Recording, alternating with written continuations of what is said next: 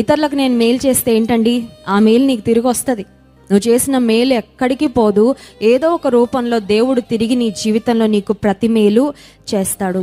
కొన్నిసార్లు మనం అనుకుంటాం, నా వరకు వస్తే చూసుకుందాంలే, ఎవరికో కష్టం వస్తే నాకెందుకు, నాకు కష్టం వచ్చినట్టు నేనెందుకు కష్టపడాలి, నా ఇంట్లో ఇబ్బంది వచ్చినట్టు నేనెందుకు టెన్షన్ పడాలి. కొన్నిసార్లు ఇలా ఉంటుందండి.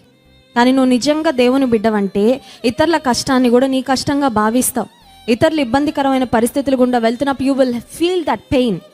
వారి బాధను నువ్వు కూడా నీ జీవితంలో నీకు బాధ వచ్చినంతగా దాన్ని తీసుకుంటావు.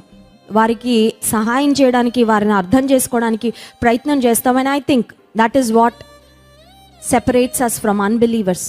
అన్యులకు దేవుని బిడ్డలకి మధ్యలో ఉన్న తేడా ఏంటంటే, ఇతరులు బహుశా దేవుని నమ్ముకొని వారు ఇతరులు కష్టాల్లో ఉన్నారంటే చెవులతో విని వదిలేస్తారేమో. బట్ దేవుని బిడ్డలంగా మనం ఇతరులు కష్టాల్లో ఉన్నారంటే we take it with the heart, హృదయంతో వింటాము. వారికి చేతనైనంత మన దేవుడు మనకిచ్చిన శక్తి కొలది, అనుకూలత కొలది వారి పక్షంగా నిలబడడానికి దేవుని ప్రజలంగా మనం ప్రయత్నము చేస్తాం.